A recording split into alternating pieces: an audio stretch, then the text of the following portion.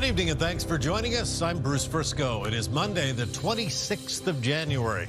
This is CTV News. Tonight, a seasonal slam. A blizzard brings closures and cancellations. Nova Scotia's doctor waitlist shrinks and New Brunswick recruits more physicians. And a Maritime orthopedic team sets a Canadian record in a Dartmouth operating room. Live from our Maritimes News Center, this is CTV News. Here is Bruce Frisco. The ongoing cleanup process continues tonight after a winter wallop that slammed most of the region with snow, gusty winds, and freezing temperatures. The storm was raging at this time last night, and it's still going. It will be until things start to clear tomorrow. In the meantime, the battle to stay ahead is very much ongoing. Good evening. It was one of those days when the weather dominated everything we did or did not do. The storm forced a slew of closures and cancellations. CTV's Hafsa Arif kicks off our coverage.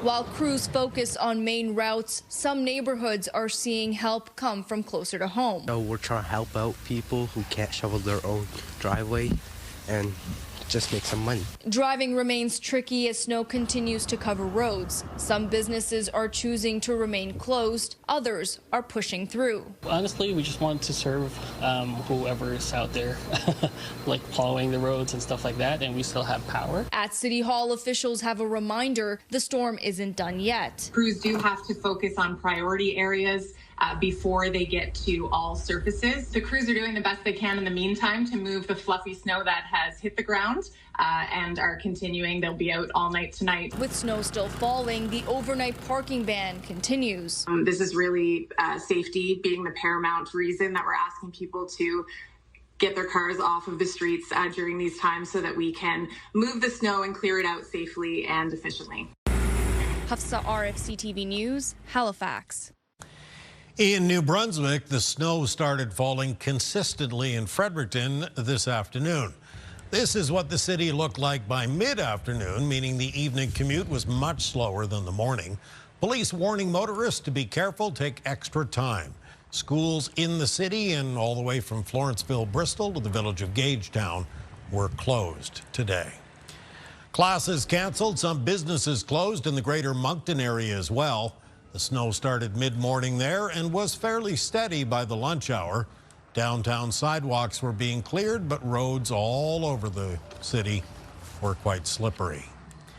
And as is usually the case, Cape Breton, the last area of the region to see the weather system start to move through. Heavy blowing snow, reducing visibility, and road crews have been working hard to keep things moving there as well. And travel was certainly tricky in the region today. Blowing snow made some highways and streets impassable. CTV's Avery McRae has more on that from St. John. For much of the Maritimes, travel was an issue thanks to the snow. In St. John, the city's arsenal of 35 street plows and 11 sidewalk blowers have been pushing powder since the first flakes fell. This storm poses a unique challenge for plow drivers. One being the storm's lengthy nature, and the other is the cold weather. Salt works to about minus 10 degrees Celsius, and we get temperatures below that.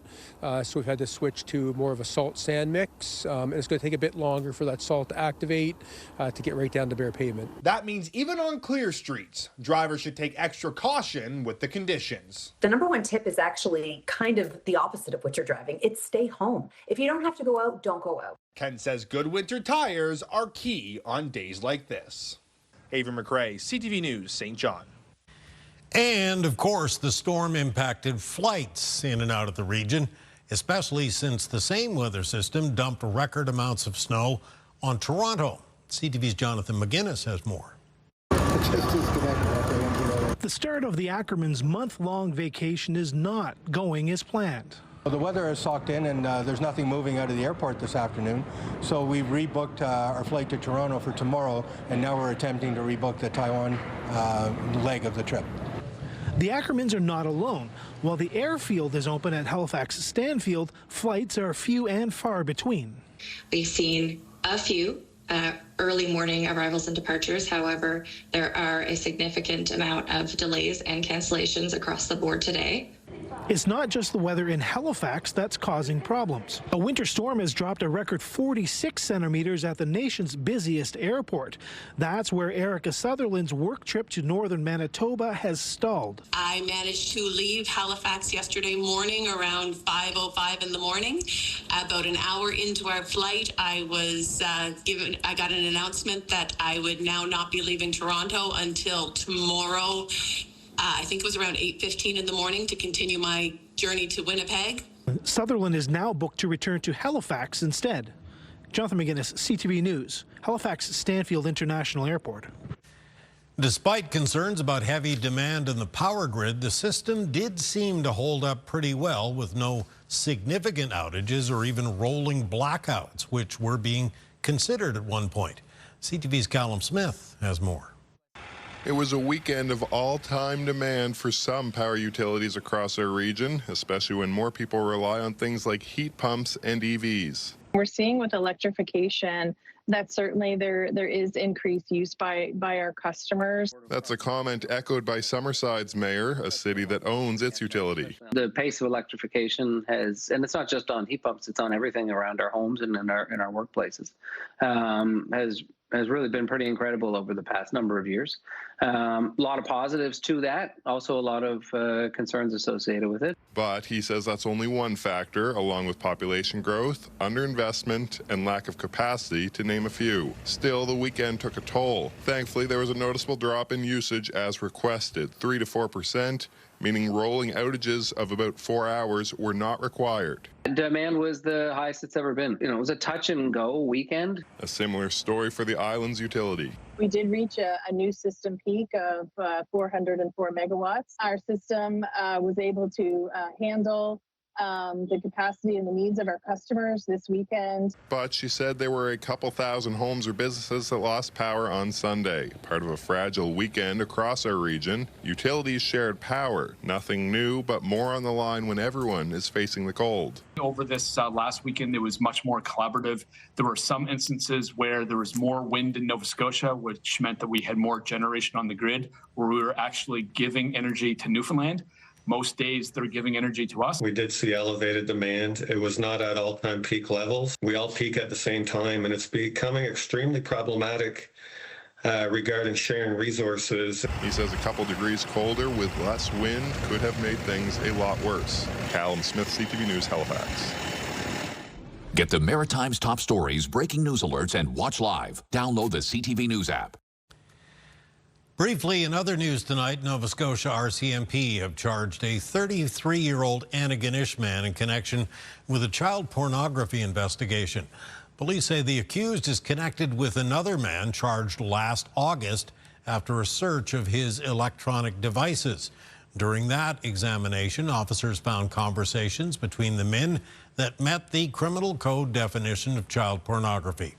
On January 7th, police executed a search warrant at a residence, seized electronic evidence, and charged him with making written child pornography. A multi-vehicle crash causing the closure of Nova Scotia Highway 101 yesterday afternoon. This was just after the noon hour near Cannon in the Annapolis Valley. 8 cars were involved, but amazingly, there were no serious injuries. The highway between exits 13 and 14, though, was closed for a brief time to help clean up the scene. It later reopened. The recall for a popular snack food has now been expanded. Recall focuses on various types of Pillsbury brand pizza pops. Officials have linked E. coli to the products in 7 provinces, including 2 lab-confirmed cases in New Brunswick. Symptoms include nausea, vomiting, stomach cramps, headaches, and more. Consumers and retailers being warned not to consume, use, sell, serve, or distribute the recalled products. All right, still to come tonight, Kaylin's full forecast, and we'll check in on how homeless shelters are dealing with a big influx thanks to the inclement weather we've been having. Coming up next, though, signs of progress. I do think they've made significant advances in the primary health care. According to the official list, there are fewer people seeking a doctor in Nova Scotia. We've got that and more. CTV News at 11:30 continues.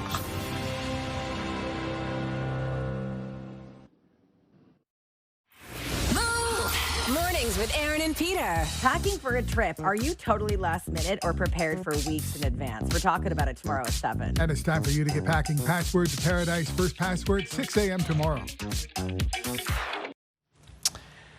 More than 65,000 Nova Scotians continue to wait for a family doctor. And while that is certainly a sizable number, the province is feeling pretty good about it.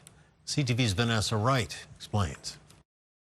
Nova Scotia's Department of Health has announced changes to the province's family practice registry, saying when it was created in 2016, the registry was a static list that offered no patient support or engagement. They say that's changed as of today. Now, when someone contacts the registry for support to find a provider, the team discusses their personal circumstances and health concerns with them. This help ensures they can be added to the registry, have access to care options, and understand how Nova Scotia Health can support them. In some cases, the province says an individual's health needs can be quickly resolved in consultation with a healthcare provider, and registration is not needed. When a primary care provider is available, registrants will be assigned to that provider or practice, and patients will be considered pending. That person has to then engage with that primary care provider, and an appointment needs to be made. So I don't think it's government's role to make appointments for people. That is an important point for people to know that this is now in the future where I'm going to get care. In 2024, more than 100,000 Nova Scotians were on the waiting list for a family doctor, 16% of the province's population. As of January 1st, the province says there are now 66,000 Nova Scotians waiting. It's not where Nova Scotians want it to be. It's not where I want it to be, and I'm sure it's not where the government wants it to be. She gives credit to the province for adding and expanding the scope of nurse practitioners. I do think they've made significant advances in the primary health care, but, it's not enough, obviously. Minister Thompson says their goal is to get the list down to 5% of the population, but with people constantly coming on and off the registry, says the number of Nova Scotians on the list will never reach zero. Vanessa Wright, CTV News, Halifax. And in New Brunswick, the College of Physicians and Surgeons says a large number of doctors from Quebec are applying to practice here in our region. Since October, there have been 126 applications from doctors in that province. 24 licenses have been issued. Part of the reason, of course, is an ongoing labor dispute between doctors and the Quebec government. The situation has certainly helped the Vitalite Health Network surpass its recruitment goal. Still, MLA Bill Hogan is concerned about the Upper River Valley Hospital near Heartland, which is down one surgeon. They have posted a position for a second surgeon. I think they need to have a third surgeon. Anesthesiology is a big problem also. We're short anesthesiologists right across the board in the province. Vitalite and Horizon are also on the hunt for space suitable for healthcare clinics. To that end, they're reaching out to real estate and property owners. All right, time for another quick break, but when we return, it is your complete Maritime weather forecast on another blustery evening. Kaylin Mitchell with what to expect for the rest of the week when we come back.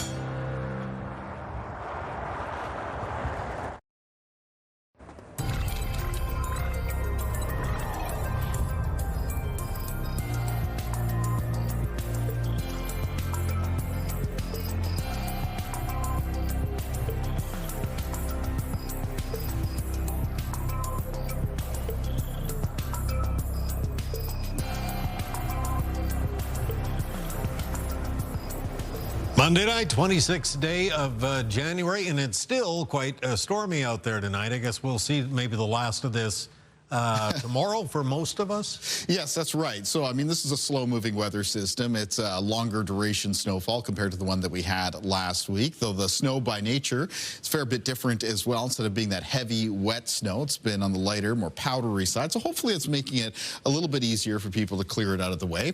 Here's the low-pressure system. It's going to continue to move east of Sable Island as we make our way through tonight. As it does so, it's dragging what's left of the snow across the Maritimes. So that's showing up here in through the blues, and you're going to see this begin to exit out of western parts of the Maritimes as we make our way into the early morning hours of Tuesday, out of the west of New Brunswick, out of the west of Nova Scotia, where it is likely to be a snowy start to the day for tomorrow, Prince Edward Island and northern eastern areas of Nova Scotia. But even there, moving towards the early afternoon, that snow is clearing off towards the northeast, and in behind it there'll be some scattered flurries and some colder temperatures. So how much additional snow are we expecting as we move through tonight into tomorrow morning? For most of the Maritimes, we're down to now another additional 1 to 5 centimeters. There is a possibility of 5 to 15 centimeters of snow around parts of Prince Edward Island and the north and east of Nova Scotia, including areas in Cape Breton. Winds in the forecast for tomorrow will change direction. They'll become northwest as we move into the afternoon. They'll be sustained in most cases 20 to 30 kilometers per hour with occasional gusts between 30 and 50, except some peak wind gusts in parts of Cape Breton that could be as high as 60. Now temperatures will be colder for tonight with low temperatures several degrees below zero and some down into the minus double digits, especially in the province of New Brunswick where a lot of lows will be minus 12 to minus 17. Highs in the forecast for tomorrow for the north of New Brunswick between minus 8 and minus 10. Maybe some isolated flurries. The same thing goes for central and southern areas of New Brunswick with high temperatures between minus 7 and minus 10. Now, Prince Edward Island for tomorrow, start of the day, snow still coming down. Could be some areas of drifting and blowing snow. It's going to be cold in the afternoon, but you should be down to a chance of flurries at that point in time. High temperatures between minus 5 and minus 9. Eastern areas of Nova Scotia also start off the day on the snowier side and then should see that east flurries by the afternoon. Highs of minus 3 to minus 6 for Cape Breton and between minus 2 and minus 6 for the eastern shore and north shore.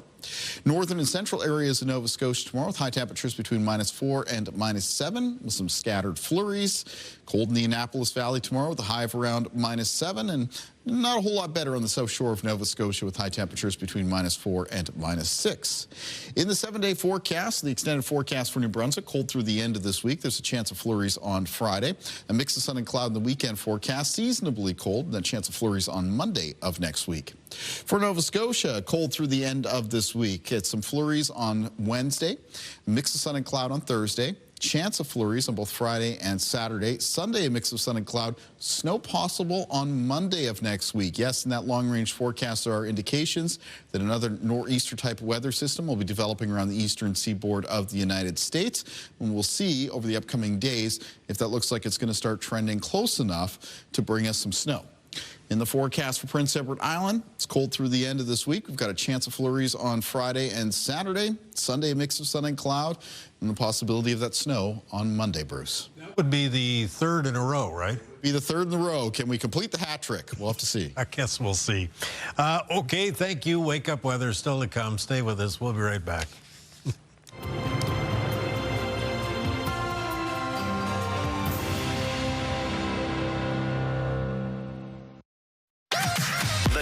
#1 morning show in Halifax. Turk, Megan, and Amateur Alex. And home to the biggest artists. Halifax's #1 hit music station. 101.3 Virgin Radio. Well, this slow-moving storm caused a slew of closures and cancellations, as we've seen, but there are some places that you can count on to remain open, like local shelters. No surprise, they are operating at full capacity right now. CTV's Emma Convey has more. After operating at full capacity for quite some time, this men's shelter in Halifax has expanded. And the province just recently approved it 2 days ago that we could expand to 44 beds. So we've added 11 beds, over 30%, and we're already getting demand, and people are already coming in off of the street, and we're so glad that we can actually say yes. In a statement to CTV News, the City of Halifax says multiple shelters across the municipality have increased capacity to ensure additional emergency beds are available. It adds, during extreme weather conditions, various shelters in the municipality remain fully open throughout the day and night, ensuring continuous access to indoor spaces and a safe place for anyone in need. We can increase the number of beds. So we add to that 428 and 157. So for example, we have 37 additional beds that will open in HRM and 30 outside of HRM. There are fewer food banks open today, but several community fridges are still an option. A lot of places are closed today, but I've been here for about 10 minutes and there's already been 3 or 4 people here. January is a tough month for the Dartmouth Community Fridge, often empty as it was today. This afternoon, volunteers did stock it with milk and groceries, but they always need donations. Emma Convey, CTV News. All right, thank you, Emma. Time for one final break. Coming up, a Maritime medical team accomplishes a Canadian record twice. First, though, it's your wake-up weather. Here's a live look at Halifax on this cold Monday night. -8 right now. Kaylin's wake-up is coming up next. CTV Atlantic, winner of 2 national RTDNA awards, Best Newscast and Breaking News, plus home to 8 regional awards. CTV Atlantic and ctvatlantic.ca. Watch live on Crave. It is a stormy Tuesday morning. We'll kick it off with a look at the wake-up weather in Kaylin. Yeah, a few parts of the Maritimes in particular. You still want to be careful about some falling snow, reducing visibility, maybe some blowing and drifting snow. It's mostly around eastern parts of the region. Prince Edward Island, eastern areas of Nova Scotia, including parts of the North Shore and especially Cape Breton. Now, even for that part of the Maritimes, conditions should improve moving into the afternoon as that steadier snow moves off towards the northeast. So it will be followed by a chance of some flurries. Something everybody's going to notice for tomorrow is that temperatures are going to be colder. Daytime highs several degrees below zero. So, Bruce, that snow's not going anywhere in a hurry. Thank you, sir. We'll see you again tomorrow. Well, in December, the orthopedic team at the Dartmouth General Hospital became one of the first in the country to complete 7 hip replacement surgeries in a single operating room in one day. And as CTV's Mike Lamb shows us tonight, this past Friday, they did it again. I'm Jay Snyderman, and I'm an orthopedic surgeon at Dartmouth General Hospital. And today we did 7 hip replacements in one operating room. So it was a really great experience for the team, and it's very efficient. In December, that was the first time we did 7 hip replacements in one operating room, I think, in kind of Atlantic Canada. So it was a good trial run. And I think we, like me personally and the team, we kind of had some things to work on, and I think today went even smoother. I think just to be able to replicate it is the biggest thing, just to show it wasn't a one-off. I think we had a whole different team today, so definitely something we can build upon for the future. Like on an average operating day, I probably do 4 or 5 cases. Hip replacements generally take 30 to 40 minutes. Nothing changes really in terms of my operating time. It's mostly just the efficiency piece in terms of cleaning the room, making sure everything is set up, all the instruments are ready, and then the anesthesia gets done kind of simultaneously, so you have parallel processing, it's called. I just got to Dartmouth about 4 months ago, and the team here has been amazing since I've been here. Everyone's been really committed to kind of pushing things forward and kind of getting the best for patients in the province. And they've kind of set up a really good system here where it's very efficient, and they're trying to be the most efficient center in the province. I think Canada in general gets maybe a bad rap for wait times. So anything we can do to speed up the wait times and get more patients done, I think is a good thing we can do. If it was every day, I'd be pretty tired. So every once in a while is good. I think moving forward, maybe it's possible to do 8, so maybe 1 more. Getting 7 people off the wait list is a good achievement, and I think the team can be proud of that, because I think every person you get done is just another person that doesn't have to wait as long. Everyone did such a good job, and proud of everyone, from like the nurses to the anesthesia team to the cleaners. Everyone has their big important role, and the only way it happens is if everyone kind of works together to achieve it. Way to go, team! All right. All right. Well done. Good for them. Okay, that's your late news for this Monday night, Tuesday morning. And just a reminder, if you joined us a little late tonight or you'd like to take a second look at any of our stories, you can always visit us online, ctvnewsatlantic.ca. It is always your home for news, and it updates right around the clock. I'm Bruce Frisco. Thank you for staying up late with us tonight. Have a good evening, and we sure hope to see you again tomorrow night.